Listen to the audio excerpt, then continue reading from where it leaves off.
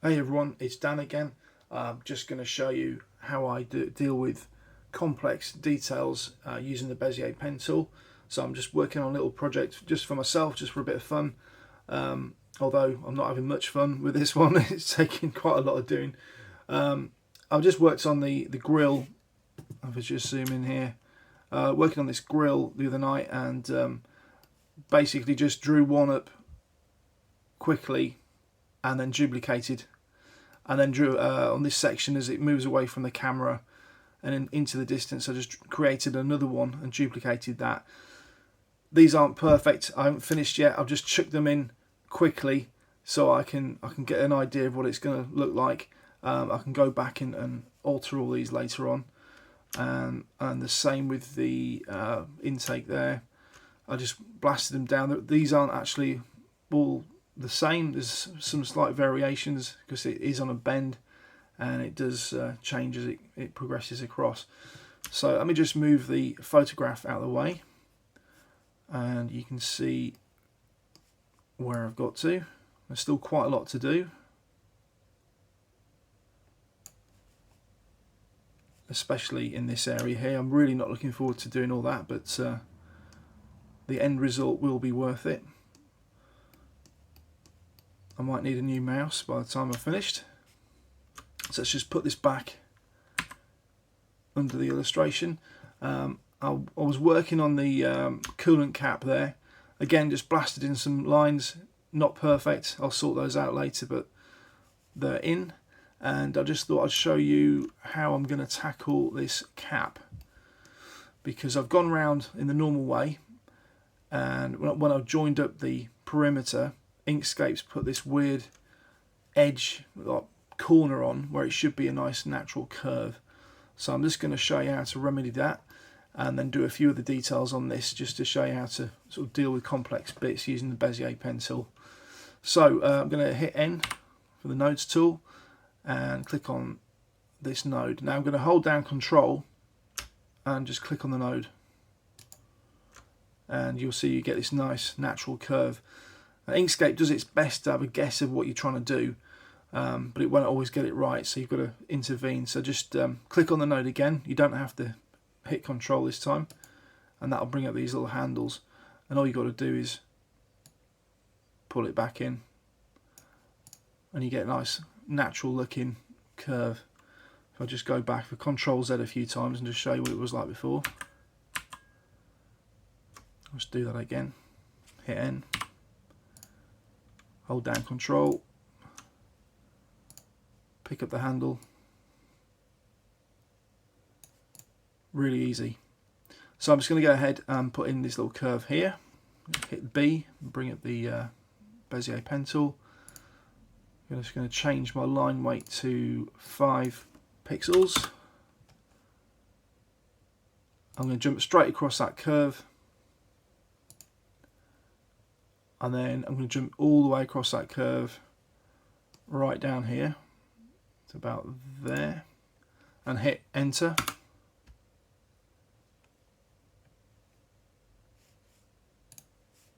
And I'm going to pick up the nodes tool again, and it's just a case of grabbing the line and bending it to where you want it.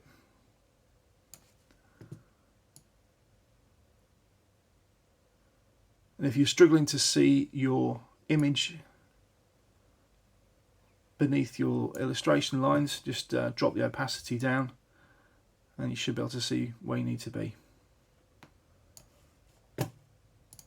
So that's that bit done. We're going to do this guy around here next. I'm just going to jump straight across, start point, end point, hit enter, hit N to bring up the nodes tool again and just bend it. Now stuff like this you can get away with. It doesn't have to be perfect. I'll try and get it as near as I can on every line so that you get the quality overall. Just move that in there. But it doesn't have to be perfect, because this is actually, it fills the screen at this level, but when you zoom out, of course, it just gets lost in a sea of lines and smaller details. So always aim for as good as you can get, but perfection is not really necessary. Now we're going to tackle this ellipse. So I'm just going to pick up the ellipse tool and drag out something like about there. Let's make that 5 pixels as well.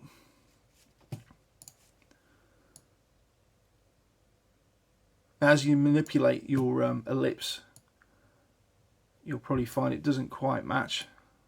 That's not a bad guess for first go. I'm going to just rotate it slightly because I think the axis of the ellipse on the screen sort of runs at that angle, and my ellipse axis, the major axis, is across there. So I'm just going to rotate it ever so slightly, tighten it up a little bit, something like that. And then I'm going to move on to doing these guys, which is very similar. Obviously that's a embossed shape, but these were vents, but it's going to be the same technique as using these. So I'm going to go straight edge, like where the curve finishes, and straight down.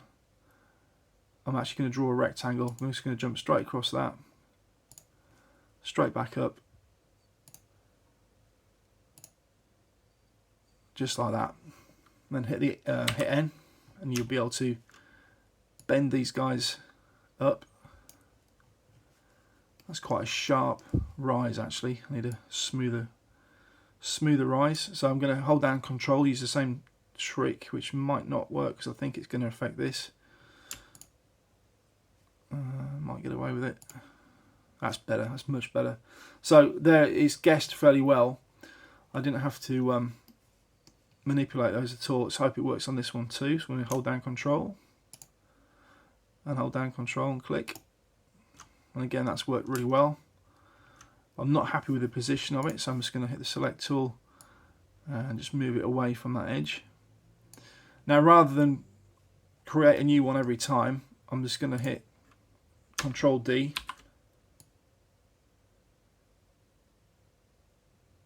And Control D again.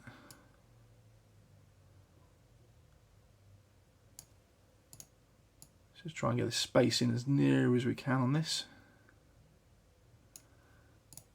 And Control D again.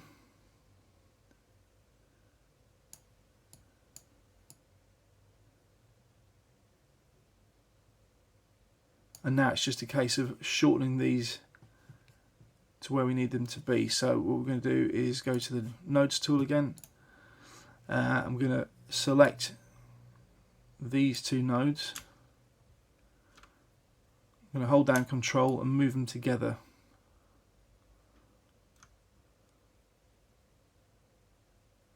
Actually, looks like holding down Control actually creates another problem. So I'm going to let go of Control. Do the same again here. I'm just going to select these two, pick up one, and slide it on down. Same again. Let's see what that looks like.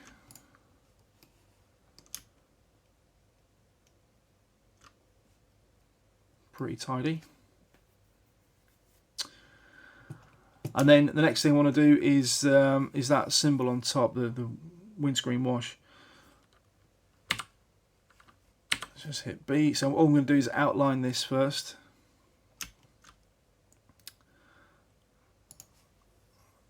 Go corner to corner. Nothing too fancy, because again, this is such a small detail. When you zoom out, it's going to be lost. Hit N. And bring that up to about there.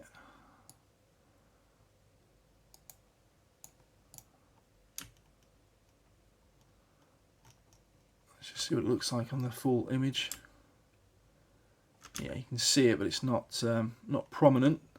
Let's just put in some more details here. I'm just struggling to see where that actually starts. So I'm going to go, I think it starts about there. I'm going to go point to point.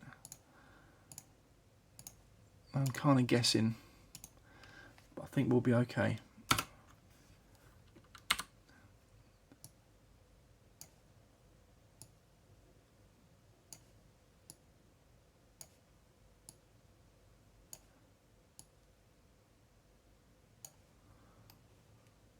okay. It's not brilliant.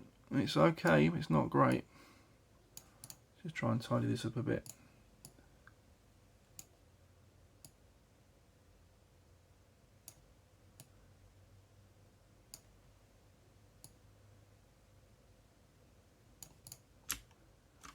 Let's just move that one in a little bit.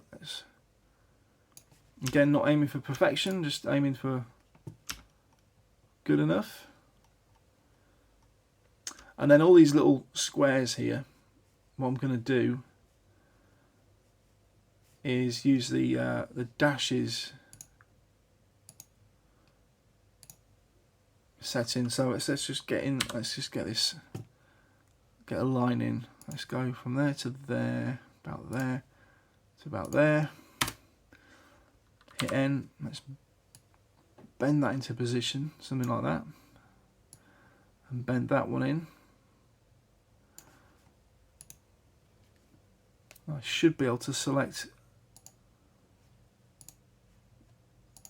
a dashed line that looks similar to what we got on the actual cap there.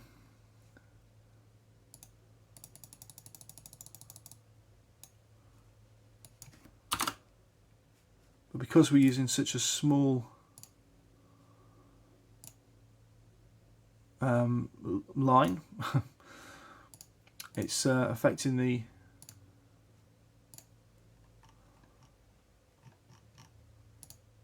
there. That's pretty good.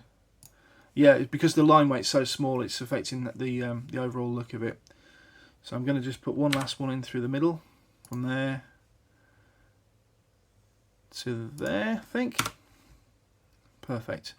Now I want to get rid of that guy there, so I'm going to just pick up the eraser tool.